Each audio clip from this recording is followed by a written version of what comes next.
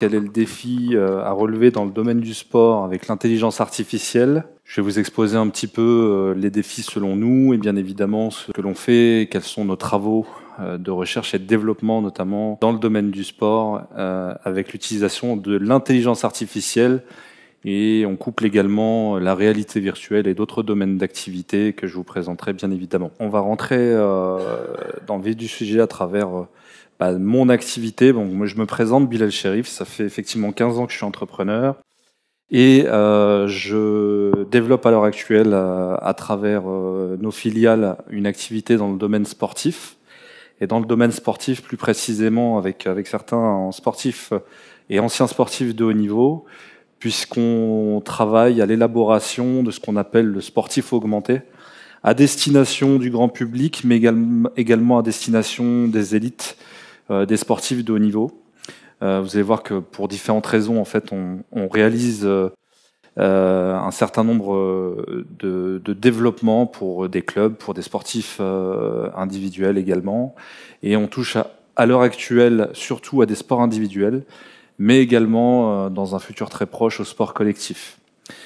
Donc j'aurai effectivement quelques supports à vous présenter, et puis à la fin je vous résumerai un petit peu le tout à travers une petite vidéo de synthèse qui va donner les enjeux du futur et également les possibilités que l'on a, notamment avec la sortie post-Covid, puisque le Covid a accéléré bien évidemment l'utilisation de l'IA dans tous les domaines d'activité, et également dans le domaine du sport. Nous, aujourd'hui, on travaille à l'heure actuelle sur des développements avec, comme je le disais, un certain nombre de sportifs et d'élites. Et l'IA apporte notamment un très grand défi et surtout un enjeu pour notamment pallier, comme je disais, aux sportifs augmentés.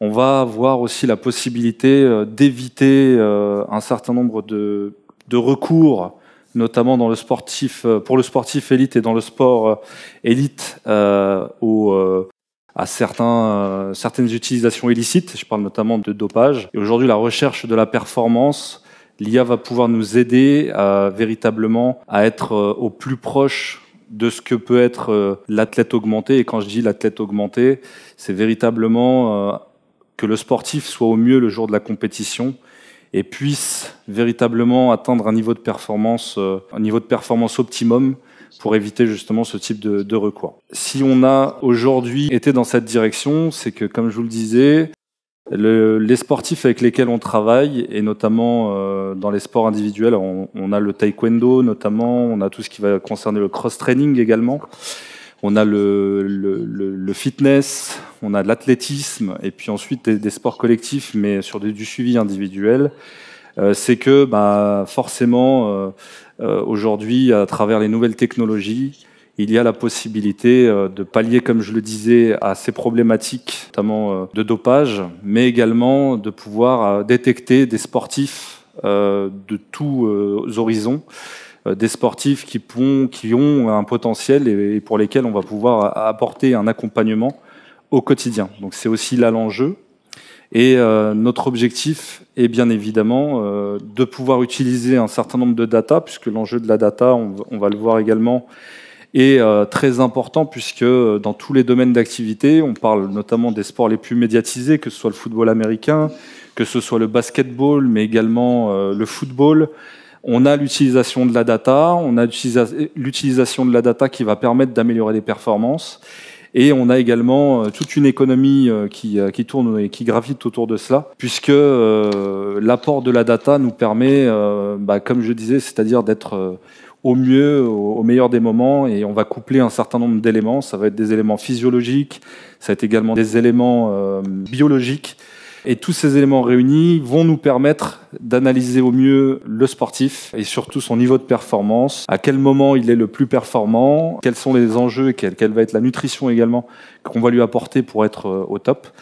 Et donc tous ces éléments combinés vont nous permettre, bien évidemment, à travers toute cette data, de faire en sorte qu'il y ait des performances accrues. Et on voit que ça devient de plus en plus impressionnant parce que les sportifs, finalement, se dépassent. On a de plus en plus d'athlètes qui ont des performances qu'on a rarement vues par le passé.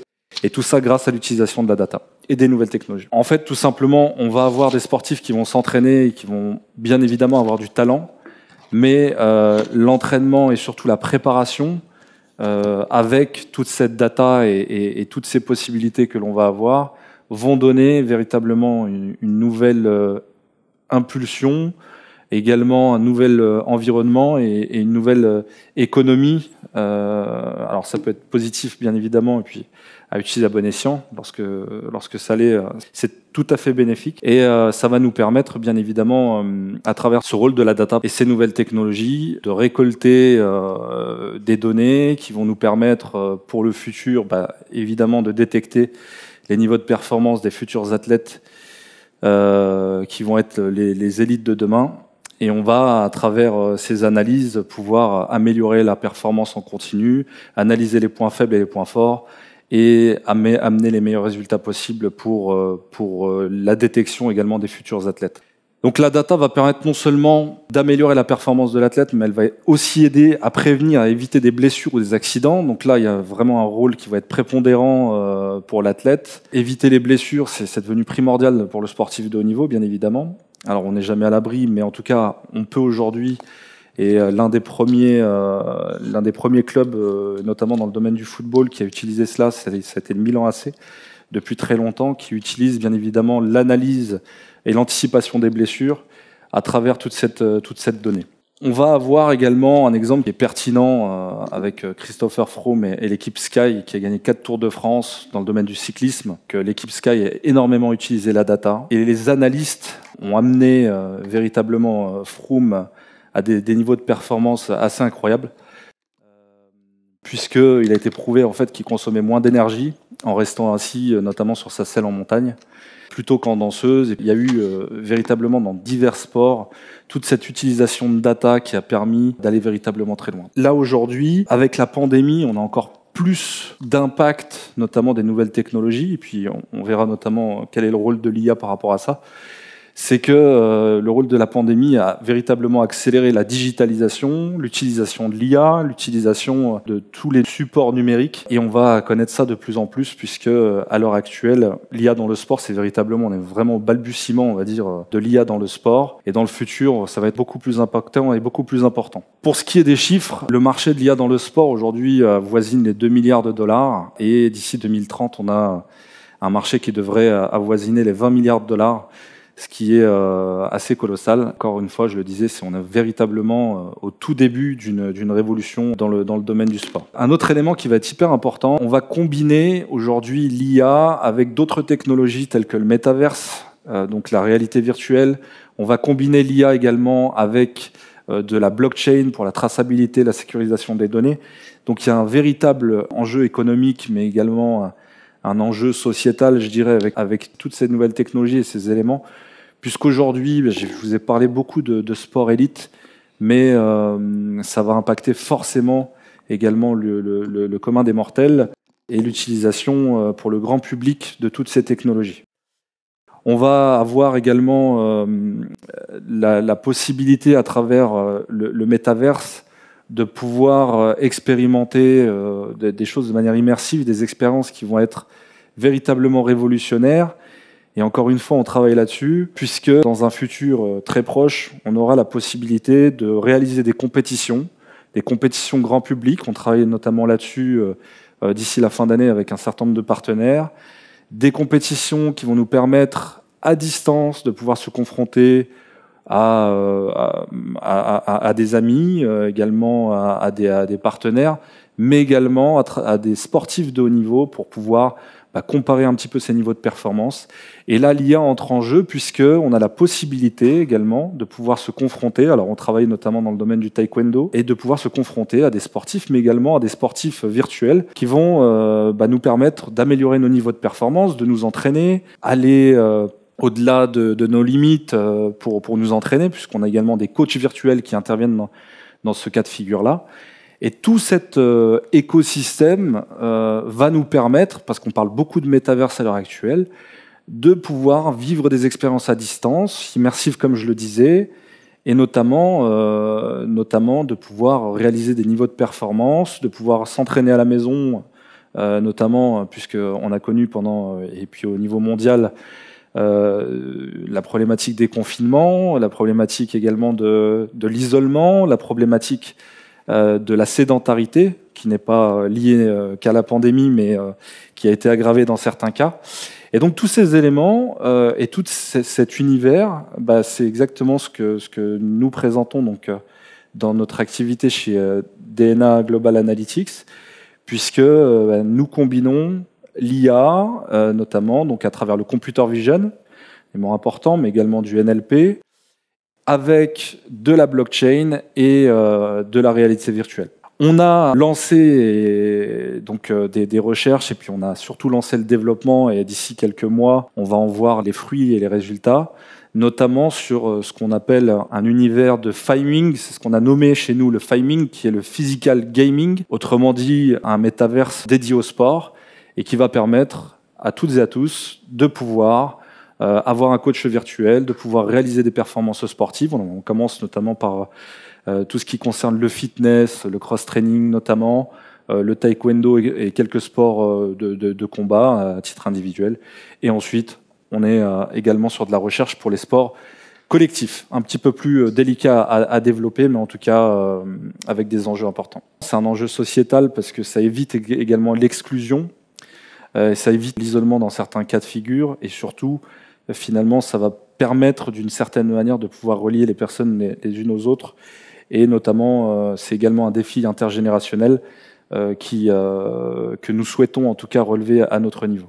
La volonté, c'est de pouvoir également, à travers l'intelligence artificielle et la réalité virtuelle, donc l'aspect VR, de pouvoir rapprocher également les fans de leurs athlètes, mais également de mesurer les niveaux de performance et de vivre également des événements sportifs de haut niveau, de l'élite, de les vivre comme si on y était. Donc là, il y a également une volonté de rapprocher un petit peu l'utilisateur lambda, le fan de son athlète, avec la comparaison et la volonté de pouvoir s'approcher de ces niveaux de performance. Aujourd'hui, on a différentes fédérations avec lesquelles on travaille. Encore une fois, le défi, ce n'est pas que les sportifs élites, puisqu'on développe et on lance l'application qui va permettre d'avoir ce coach virtuel et de pouvoir développer le sportif augmenté, et puis surtout le niveau de performance, de pouvoir se comparer à des sportifs de haut niveau.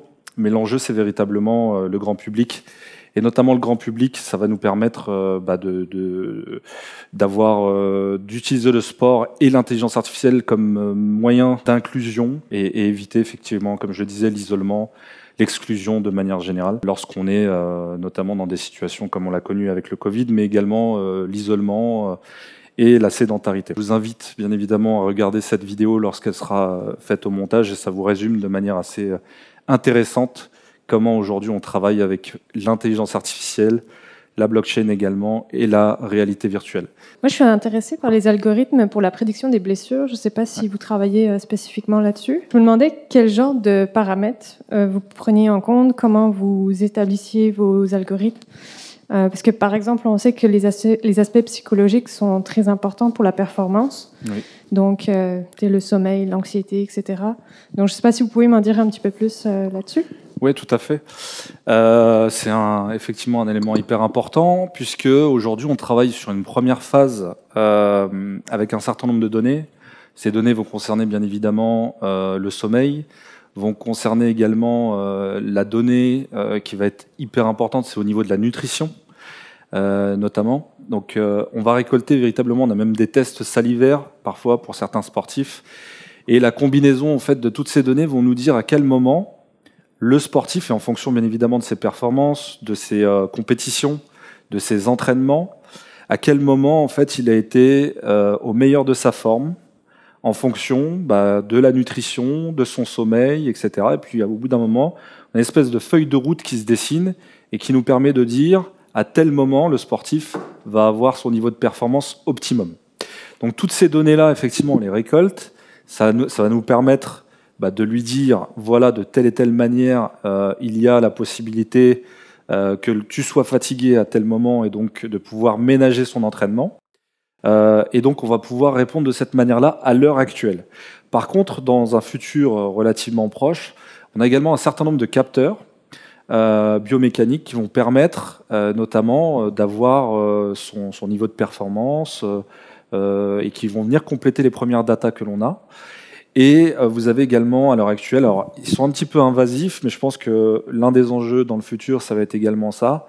Vous avez des capteurs qui vont permettre d'analyser également le tissu musculaire et l'aspect respiratoire. Et là, en l'occurrence, on va encore aller plus loin pour l'anticipation des blessures, puisque effectivement, lorsqu'on est en capacité de dire si les muscles sont fatigués, à ce moment-là, ça va être encore plus intéressant et beaucoup plus poussé, pour notamment aller vers le côté optimum de la performance. Et donc, vous faites un suivi journalier, par exemple, pour les données du sommeil. Comment vous faites ça, si je peux demander Oui, tout à fait. Donc, c'est-à-dire que c'est un suivi journalier, c'est même c'est un suivi en continu, que ce soit sur le sommeil, mais également sur toutes les... Alors, bien évidemment, il y a également du déclaratif, parce que sur l'aspect nutrition, on est plutôt sur du déclaratif, mais comme on est sur des sportifs élites, c'est aussi dans leur intérêt de la performance d'avoir ce type d'informations le plus précise possible. En revanche, sur le sommeil, c'est plutôt donc de la récolte de données en temps réel ou alors en décalé, mais en tout cas sur de la donnée réelle et qui nous permet en fait d'être au plus proche de la réalité et surtout avec de la data précise. Et je vais rebondir également sur un point que vous avez évoqué, sur la préparation mentale. On aimerait intégrer, et ça c'est aussi un enjeu important, ça va être la visualisation à travers la VR, et notamment de travailler avec tout ce qui va concerner les préparateurs mentaux, mais également vous avez pour de la visualisation beaucoup d'hypnose à l'heure actuelle, mais ça va être aussi un élément important. J'ai une question en rapport avec l'entraînement oui. et le moment de la performance. Oui. On sait que le point ultime de la performance est en rapport direct avec le moment où on s'entraîne. Si les performances ont lieu le soir, c'est préférable de s'entraîner le soir pour avoir une ligne directrice ou une ligne directe entre la performance et l'entraînement. Est-ce que vous en tenez compte dans votre captation de données massives pour l'IA? Oui, on en tient compte. Lorsqu'on va s'entraîner, effectivement, on va pouvoir conseiller à l'athlète son moment, on va dire, de la journée où il va être au mieux de sa forme, parce que c'est vrai que vous avez certaines personnes qui vont avoir tendance à être beaucoup plus performants le matin, par exemple, et puis d'autres, ça va être plutôt la fin de journée. Alors ça, on n'arrive pas forcément encore à l'expliquer, mais en tout cas, on a chacun nos particularités. On reste quand même tout de même des êtres uniques. En revanche, là où l'enjeu et le défi est un peu plus complexe, c'est de préparer au mieux pour la compétition, parce qu'en règle générale, la compétition, c'est pas l'athlète ou c'est pas l'entraîneur qui va la définir, mais elle est définie par les fédérations. Et là, c'est un petit peu plus compliqué, donc on n'est pas forcément... Et c'est pour ça que parfois, vous voyez, dans certains domaines et dans certains sports, vous avez des équipes qui sont complètement perturbées lorsqu'elles jouent, et notamment sur des événements internationaux, en après-midi, alors qu'elles ont plutôt l'habitude de jouer le soir, etc. Et c'est vrai qu'il y a un impact réel, puisque en fonction des uns ou des autres, on a cette variante qui peut entrer en ligne de compte. Afin d'étendre votre marché, parce que vous êtes quand même dans une business, on va retrouver le même phénomène chez les danseurs et les danseuses de ballet, oui. Ceux qui font des performances musicales au niveau classique. Parce qu'on retrouve souvent les musiciens à s'entraîner. En fait, ce qu'on a remarqué, ce que j'ai lu dans la littérature, c'est que les musiciens font, comparativement à un marathonien, vont faire le marathon la veille du marathon. Ouais. Au lieu d'étendre leur entraînement pour être à leur pic au moment de la performance. Alors, je me demandais si, dans votre modèle ou modèle d'affaires, vous prévoyez vous rapprocher de ces athlètes.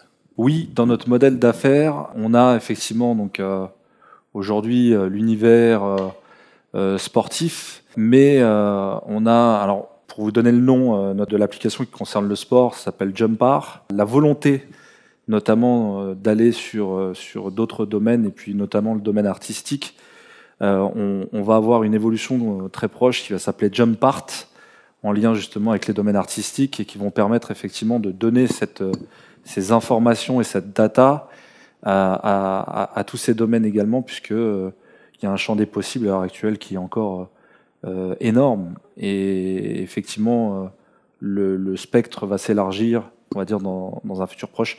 Alors, pour en revenir au côté sportif, donc il y a Jump Art, c'est grand public, et Jump Art Pro qui est pour les élites, et ensuite effectivement Jump Art pour le côté artistique et l'ouverture du scope de manière plus globale.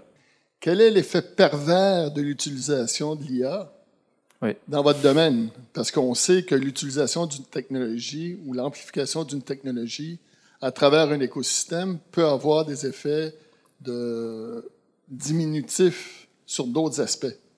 C'est une question très importante, puisque la question, je dirais, au-delà de notre domaine d'activité, c'est véritablement quel est l'effet, je dirais, toxique de l'IA de manière générale et donc appliqué à notre domaine d'activité. Évidemment, tout dépend de l'utilisation que l'on va faire de la donnée. Nous, aujourd'hui, l'expérience utilisateur, la volonté, c'est pas forcément d'avoir qu'un pendant de la data, c'est également que le côté utilisateur, alors grand public ou sportif, que ça puisse être bénéfique. C'est-à-dire que ce n'est pas de récolter de la donnée pour être sous le piège, c'est plutôt de récolter de la donnée pour qu'elle soit bénéfique à tous. Là, aujourd'hui, je pense qu'il y a des sujets qui sont hyper intéressants, notamment lors des conférences, c'est l'éthique, finalement, dans l'IA. Et donc là, votre question rejoint un petit peu ce point-là, qui est quelle est la limite, finalement, pour rester éthique. Autant si on parle de dopage, par exemple, là, effectivement, il y a le côté pervers de la performance. Là, lorsque vous utilisez l'IA, vous ne pouvez pas tricher avec l'IA, finalement. Parce que la donnée que vous allez engranger, vous allez connaître votre niveau de performance optimum à tel ou tel moment. Pour nous, en tout cas, la volonté, c'est de rendre le sport propre également et d'éviter justement des recours à ce type de dopage. Donc, le côté pervers, il peut effectivement y en avoir. Aujourd'hui, ça peut être, je pense, aller dans l'excès de la data et puis finalement de sortir de ce côté naturel et de ce côté challenging. Mais en tout cas, je vois plutôt le fait de contrer des effets pervers du sport que sont le dopage notamment, plutôt que l'inverse. Mais effectivement, peut-être qu'il y en a, et à l'heure actuelle, aujourd'hui, on ne les relève pas, en tout cas par rapport à l'utilisation de la donnée, parce qu'on ne triche pas avec la donnée. À moins que la donnée soit elle-même pervertie, entre autres, par du dopage ou un autre moyen. Oui, effectivement, elle peut être pervertie par le dopage. Là, malheureusement, on a à l'heure actuelle aucun recours, mais encore une fois, effectivement, lorsqu'on a recours au dopage, quelque part, c'est recours à la tricherie. Et si on trompe la donnée comme ça, finalement, on revient dans un cercle infernal et qui ne rend pas service au sport. La véritable volonté que l'on a à l'heure actuelle, c'est que l'IA puisse servir le sportif, également sa santé finalement, parce que le recours au dopage, on voit très bien qu'à long terme, c'est plutôt très néfaste, et l'IA permet d'éviter cela d'une certaine manière. Vous avez présenté de manière générale comment l'intelligence artificielle peut être utilisée en sport, mais je me demandais si vous pourriez présenter quelques exemples de projets sur lesquels vous avez travaillé, des projets précis avec, je ne sais pas quel type de sport ou quel impact ou bénéfice vous avez pu en tirer pour les sportifs, si je comprends bien. Oui, tout à fait. Alors, on travaille notamment sur deux sports depuis un certain temps. Le premier, c'est le fitness, je dirais, dans son ensemble, et le cross-training, puisqu'on prépare une première mondiale, puisque ça va être une compétition internationale de cross-training qui va avoir lieu, en tout cas au niveau des qualifications à distance, à travers un système applicatif, et qui va permettre d'identifier, de relever si les mouvements sont bons, pas bons, de les comptabiliser. Et tout l'intérêt de la vidéo, effectivement, c'est de voir un petit peu comment ça fonctionne. Donc ça, c'est le premier sport. On a également le taekwondo, où l'un des enjeux va être de pouvoir présenter un petit peu l'ampleur des travaux et surtout le côté applicatif lors des prochains JO, je l'espère, puisqu'on s'est rapproché notamment de certains membres de l'organisation. Et puis surtout dans l'équipe, on a un ancien double médaillé olympique de taekwondo, qui contribue bien évidemment à l'évolution et au développement de nos systèmes applicatifs. Et là, en l'occurrence, pour répondre à la question de manière plus précise, notamment sur les résultats, c'est que c'est assez surprenant, mais il y a à peu près 10 ans maintenant, notamment en France, les entraîneurs ont commencé à travailler sur l'analyse de la data et des mouvements des différents combattants qu'allaient rencontrer leurs athlètes. Et donc ils ont commencé à travailler sur un procédé qui ressemble à ce que l'on développe à l'heure actuelle pour l'anticipation, notamment savoir comment allait se comporter tel ou tel athlète, et de pouvoir anticiper un petit peu et de mieux connaître finalement, puisque c'est ça, c'est de la donnée de manière brute, de mieux connaître l'athlète qui va être en face. Donc aujourd'hui, les résultats que l'on a, c'est que déjà premièrement, on est en capacité d'accompagner des athlètes, mais également du grand public, avec un coach virtuel, et qui permet de programmer un entraînement, mais également de voir si on est véritablement dans les bons gestes et dans les bons mouvements, et puis dans le bon trend au niveau des entraînements. Donc ça, c'est les premiers résultats. Et puis, à l'heure actuelle, le gros enjeu que l'on a et le défi, c'est cette fameuse compétition de cross-training qui va permettre tout simplement de pouvoir faire vivre un événement à une multitude de personnes à travers le monde, de pouvoir se qualifier avec de l'IA, et surtout, alors là, il y a peut-être effectivement des choses que l'on maîtrise moins, on va dire à distance, si on a des recours à des éléments qui sont malheureusement hors de notre portée, et notamment sur le côté dopage. Mais en tout cas, si on est dans un contexte dit normal et sur des compétitions, bien évidemment, toutes ces qualifications vont être une première, et surtout, ça va ouvrir un champ des possibles sur différents sports et sur le sport de demain. Tout au long de votre présentation, on a pu avoir les avancées de l'IA dans le sport, les différentes fonctions. Vous mentionnez que ça n'en est qu'au balbutiement actuellement. Néanmoins, on a un marché de 2 milliards de dollars, ce qui est assez colossal, vous l'avez également souligné. L'un des avantages le plus important qui, selon moi, c'est éviter aux sportifs des blessures, puisqu'on sait qu'aujourd'hui, beaucoup de sportifs doivent partir à la retraite précipitamment. Donc, si on peut éviter ceci grâce à l'IA, c'est un bon point.